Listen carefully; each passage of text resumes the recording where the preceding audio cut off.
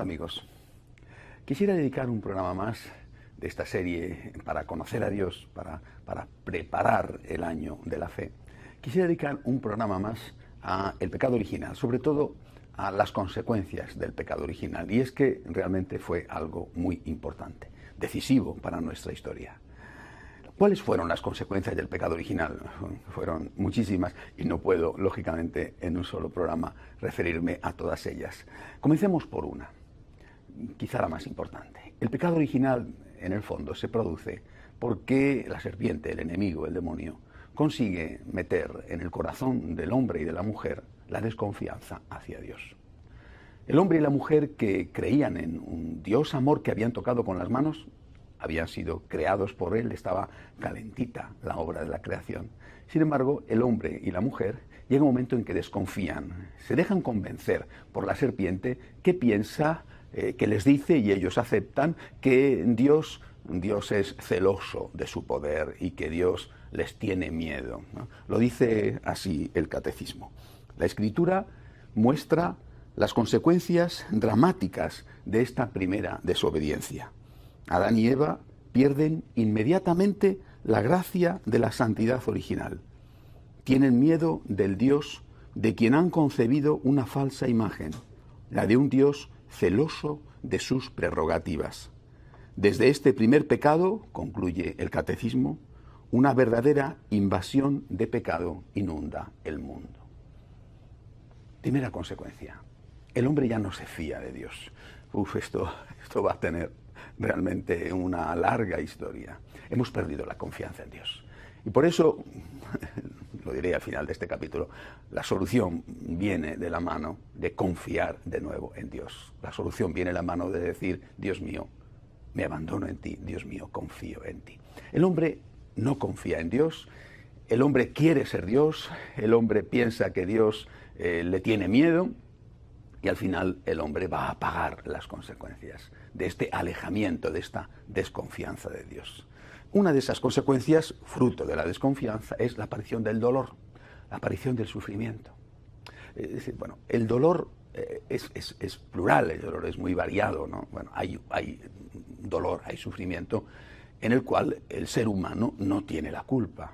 Por ejemplo, las víctimas de un terremoto, de un maremoto, de determinadas enfermedades, casi todas ellas, no todas, determinadas enfermedades, el hombre no tiene la culpa. Bueno, y esto hace sufrir, y esto nos plantea, evidentemente, interrogantes acerca de la principal afirmación de nuestra fe, la existencia del Dios amor.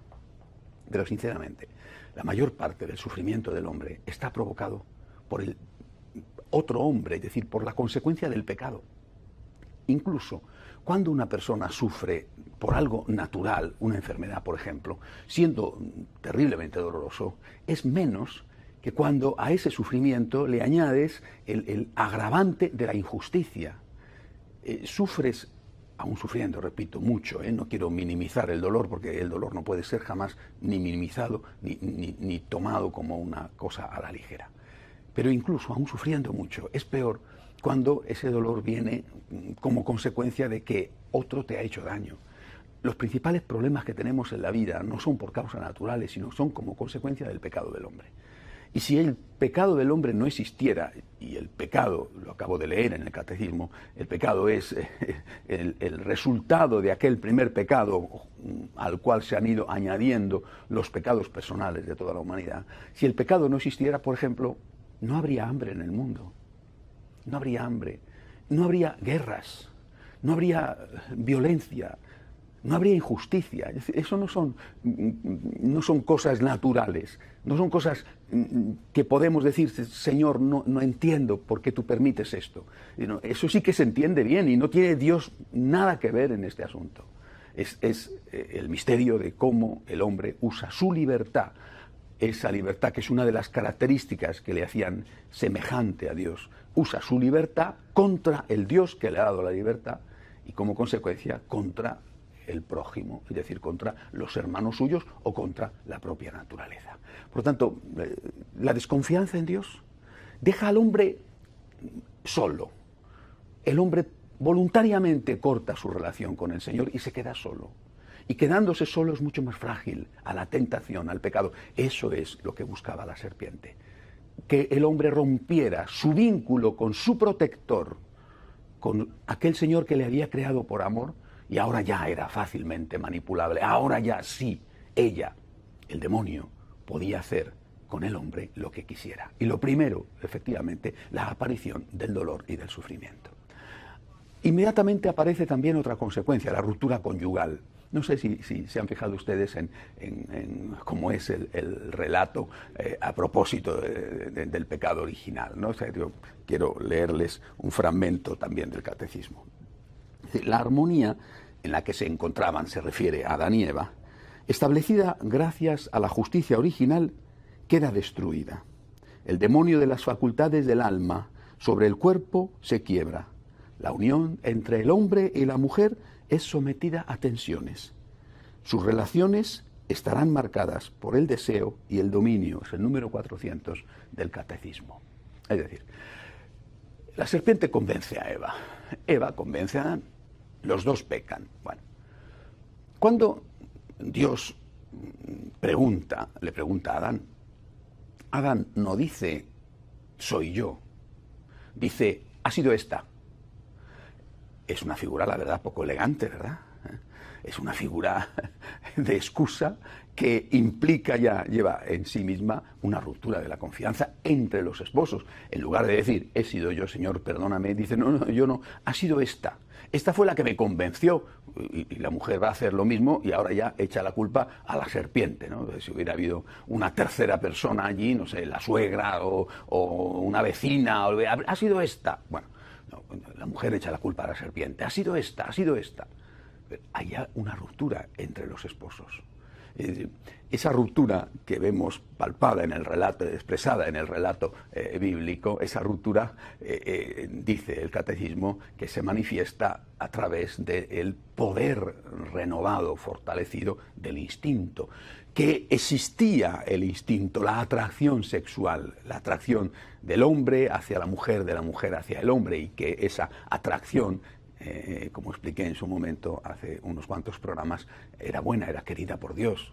Pero ahora el instinto ocupa un poder tan grande que el amor retrocede.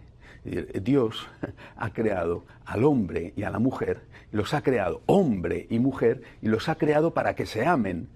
No solo para que generen hijos, sino para que se amen. El elemento generador, el elemento sexual es un elemento del amor, pero no es, el amor es mucho más. El amor es mucho más que tener sexo. Es decir, los animales tienen sexo, los hombres se aman. Los animales tienen sexo, el hombre y la mujer se aman. Y amarse significa pensar en el otro.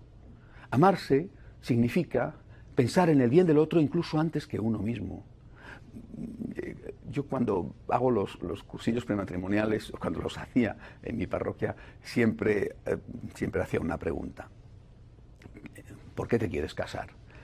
Y prácticamente la respuesta era siempre la misma. Quiero casarme porque quiero ser feliz con esta persona, porque creo que con esta persona, mi novio o mi novia, voy a ser feliz.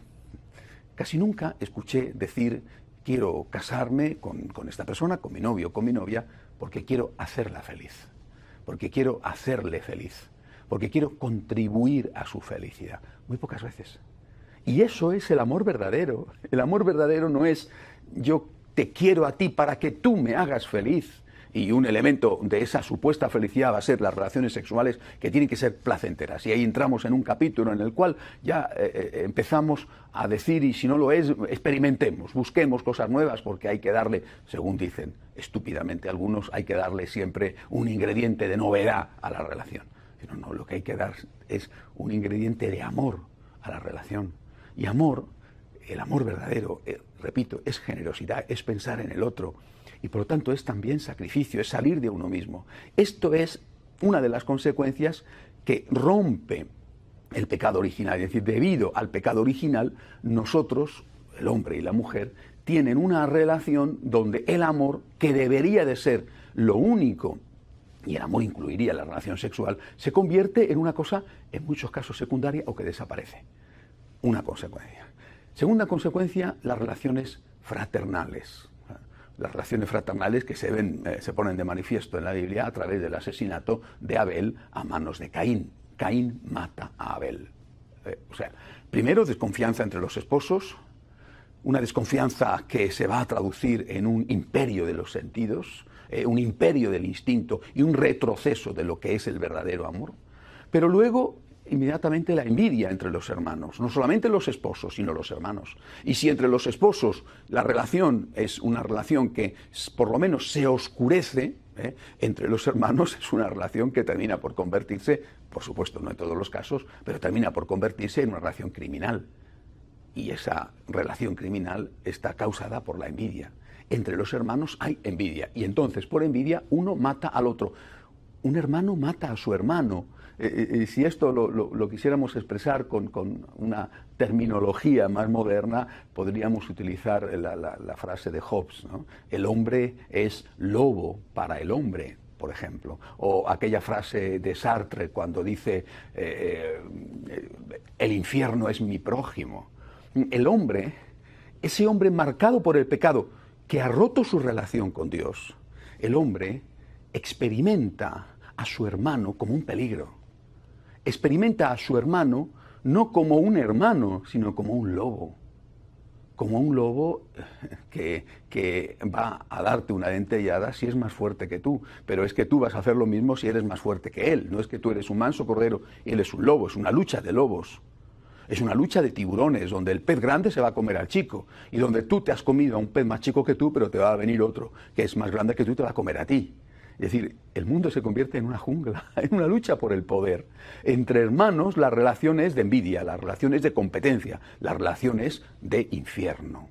El infierno existe, decía Sartre, y el infierno, decía él, nosotros creemos que efectivamente existe de otra manera, pero Sartre, un filósofo ateo, decía el infierno existe, efectivamente, está en la tierra y el infierno es mi prójimo. Bueno, el pecado original va a crear como consecuencia esta ruptura dentro de la familia humana. Una tercera consecuencia, una ruptura más amplia, una ruptura social. Conocemos el relato bíblico de cómo después de la expulsión del paraíso, de la pérdida del paraíso, el hombre se fue degenerando y Dios decidió darle al hombre una nueva oportunidad y decidió con el diluvio empezar de nuevo, no con una creación otra vez, pero sí salvando a una pareja, a una familia, la familia de Noé, bueno, salvando algunos animales, bueno. Y el caso es que después de aquello todo parecía que iba a ir bien y sin embargo apenas descienden del arca encontramos de nuevo el pecado que por ser pecado original está en todos los hombres, también en aquellos que eran supuestamente buenos como eran Noé y sus hijos. Y ese pecado lleva a que dos de los hijos de Noé se burlen de su padre, por ejemplo. Es decir, ahora ya no es solamente el pecado de entre esposos o entre hermanos, sino el pecado de los hijos hacia los padres, cuando la historia nos lo cuenta, cuando Noé se emborracha porque había sembrado las viñas una vez que hubo salido del arca y gustando después de tanto tiempo el fruto de la vid, pues se emborrachó y entonces uno de los hermanos, se rió, se burló de su padre. Afortunadamente otros dos lo cubrieron con delicadeza para evitar precisamente verle desnudo y evitar reírse y burlarse de él. Bueno, es decir, otra consecuencia de ese pecado dentro siempre del ámbito familiar. Y luego, después de aquello, siguió la cosa mal, hasta el punto de que tiene lugar la escena de la Torre de Babel, representada por ese castigo, por esa diversidad de lenguas que hace que los hombres ya no se entiendan entre sí. Quiero leerles a propósito de esto otro texto del Catecismo. Dice: por el pecado de los primeros padres, el diablo adquirió un cierto dominio sobre el hombre, aunque éste permanezca libre. Ignorar que el hombre posee una naturaleza herida, inclinada al mal, da lugar a graves errores en el dominio de la educación, de la política, de la acción social y de las costumbres. Las consecuencias del pecado original y de todos los pecados de los hombres confieren al mundo en su conjunto una condición pecadora que puede ser designada con la expresión de San Juan, el pecado del mundo. Mediante esta expresión se significa también la influencia negativa que ejercen sobre las personas las situaciones comunitarias y las estructuras sociales que son fruto de los pecados de los hombres. Esta situación dramática del mundo, que todo entero yace en poder del maligno, es una cita de la primera carta de San Juan dentro de este texto del catecismo que estoy leyendo, hace de la vida del hombre un combate. A través de toda la historia del hombre se extiende una dura batalla contra los poderes de las tinieblas, que iniciada ya desde el origen del mundo, durará hasta el último día, según dice el Señor. Inserto en esta lucha, el hombre debe combatir continuamente para adherirse al bien y no sin grandes trabajos. Con la ayuda de la gracia de Dios es capaz de lograr la unidad en sí mismo. Es una cita, estaba diciendo del catecismo. Esta es una parte de la Gaudium et Spes que viene incluida en el número 409 del catecismo. Es decir, el hombre, cuando se aleja de Dios, cuando desconfía de Dios, cuando deja de experimentar a Dios como su Padre, cuando deja de creer que Dios le ama, cuando empieza a considerar a Dios un rival, cuando hace caso a todos esos que le dicen tienes que matar a Dios para ser libre, tienes que matar a Dios, es decir, tienes que acabar con tu fe en Dios para ser tú mismo, tienes que cortar tu relación con Dios porque si no vas a estar alienado, vas a ser en el fondo un medio hombre. Ahora tú puedes ser mayor, tú puedes ser grande y tu grandeza, tu poder va a venir por el ateísmo, va a venir por cortar tu relación con Dios. Y cuando el hombre hace caso a eso, cuando el hombre se deja seducir por esta terrible tentación, y fíjense que es la primera tentación, es el primer pecado tal cual se lo estoy contando, pero es evidente que es la tentación del hombre contemporáneo, seguramente más que nunca en otra época de la historia. Por eso más que nunca en otra época de la historia podemos decir que la presencia del demonio y el poder del demonio en el mundo es tremendo. Repito, lo dice el catecismo, lo dice el Santo Padre Benedicto XVI continuamente.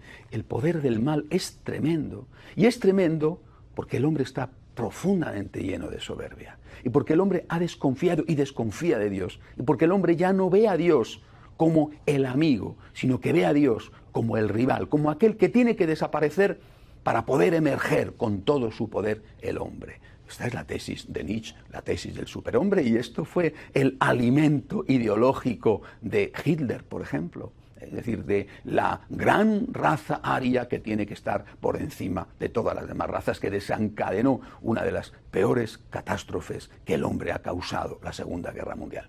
Es decir, el hombre, alejándose de Dios, el hombre se queda sin fuerzas, sin armas, sin defensa, delante de las insidias del enemigo. E inmediatamente van a venir las consecuencias. El dolor provocado por el pecado del otro hombre.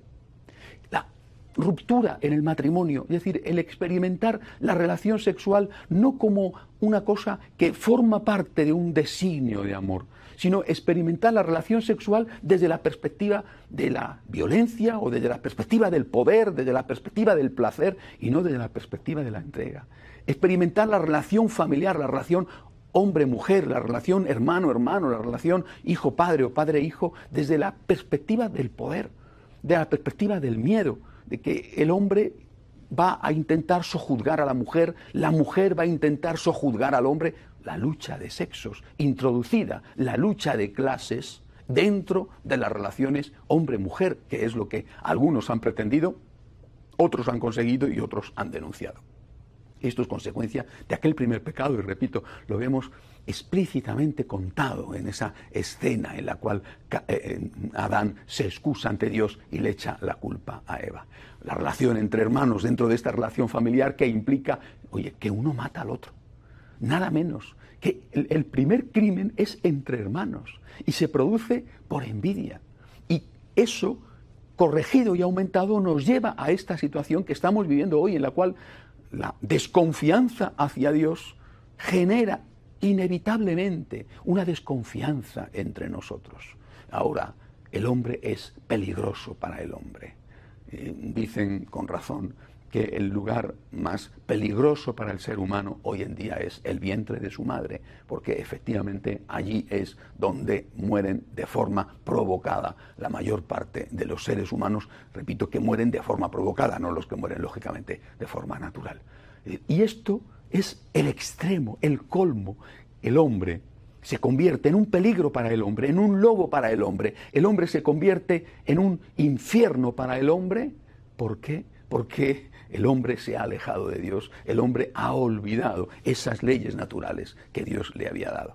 Pasamos a la relación padre-hijo, expresada en la escena de el hijo de Noé, que se burla de él cuando ve los defectos de su padre, en lugar de hacer como sus hermanos, que dice, bueno, tiene defectos, mi padre tiene defectos, pero es mi padre. Y lo que yo tengo que hacer es defender a mi padre, comprender a mi padre y no reírme de mi padre. Pasamos a la relación entre los distintos hombres, manifestada en la escena de la Torre de Babel, cuando los hombres hablan lenguas distintas, o dicho de otra manera, los hombres empiezan a creer que los otros de otro pueblo, no solamente tu hermano, sino los de otro pueblo, son rivales para ti. Y entonces esos hombres rivales tienen que ser sometidos y tienen que ser o bien destruidos o bien reducidos a una condición servil. Esto expresado a través de esa terminología de que hablamos idiomas diferentes, ¿verdad? De hecho,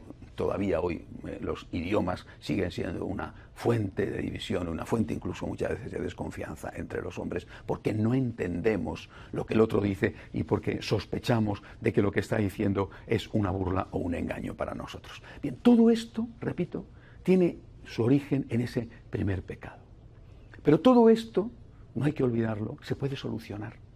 No digo que se pueda solucionar de una forma ontológica, es decir, el pecado original ha generado una herida en el ser humano, en el alma humana. Y lo mismo que recibimos por herencia las condiciones de ser hombres, también recibimos por herencia el pecado original, la concupiscencia, la atracción al mal. Se lo hablaba a ustedes ayer cuando les decía que la tentación tiene su sabor y que en ese momento en que estamos siendo tentados se nos obnubila la inteligencia y no tenemos claro el juicio, y por eso ese es un momento para tener confianza en Dios. Ahora, desde ahí, desde esa perspectiva, y viendo cuáles han sido las consecuencias del pecado original, lo que nosotros podemos hacer, digo, no es sanar ontológicamente el problema, pero sí intentar paliar las consecuencias. ¿Qué tenemos que hacer? ¿Qué es lo que yo quisiera proponerles a ustedes hoy? Lo que yo quiero proponerles es volver a la confianza primitiva en Dios. Volver a Dios. Volver a la confianza primitiva en Dios es fundamental, no digo para suprimir las consecuencias del pecado original, ni siquiera en la propia alma, pero sí para, por lo menos, sanarlas un poco. Lo que yo experimento con tantos hombres, lo que experimento en mi interior a veces, es desconfianza hacia Dios. ¿Cuándo? ¿Cuándo se pone de manifiesto la desconfianza? Cuando no entiendo algo. En el momento en que no comprendo el porqué de las cosas, surge la tentación de la desconfianza. ¿Pero Dios existe? Y si existe, me quiere. Porque si existe y me quiere, ¿por qué permite esto? Ahí está la tentación. Pero es que esa es, repito, la tentación que le hizo la serpiente a Eva y a Adán. Dios te ha puesto esta prohibición que tú no entiendes. Y eso es porque no te quiere bien, porque te tiene miedo, porque sospecha de ti. Y Eva y Adán creen a la serpiente. Creyendo a la serpiente, se alejan de Dios. Nosotros corremos el riesgo de caer en la misma trampa, y de hecho caemos en la misma trampa una y otra vez, cuando no entendemos. Yo no comprendo, por lo tanto me alejo de Dios. ¿Y qué te sucede cuando te alejas de Dios? Lo mismo que a Eva y Adán, te quedas solo. Un ejemplo para terminar. Se muere una persona que amas y es terrible. Conozco a tantos padres que han perdido a sus hijos. Es terrible. Eso es solamente un caso, pero seguramente el peor. Un papá o una mamá que pierden a un hijo. Es terrible. Es inevitable la pregunta. Hasta aquí, de acuerdo. Pero ¿por qué la respuesta a la pregunta tiene que ser alejarte de Dios? Es que al alejarte de Dios, ¿va a resucitar tu hijo? Al alejarte de Dios, ¿se te va a quitar el dolor? ¿Te vas a sentir en paz? Porque dices, ya no creo en el amor de Dios, ¿tu hijo va a aparecer a la mañana siguiente en tu casa? ¿O tú vas a sentirte como si no se hubiera muerto tu hijo? No es verdad. Lo que sí que es verdad es que tú te vas a quedar solo, es decir, que tú vas a perder la fuente de la paz, la fuente de la fortaleza para poder llevar adelante ese sufrimiento.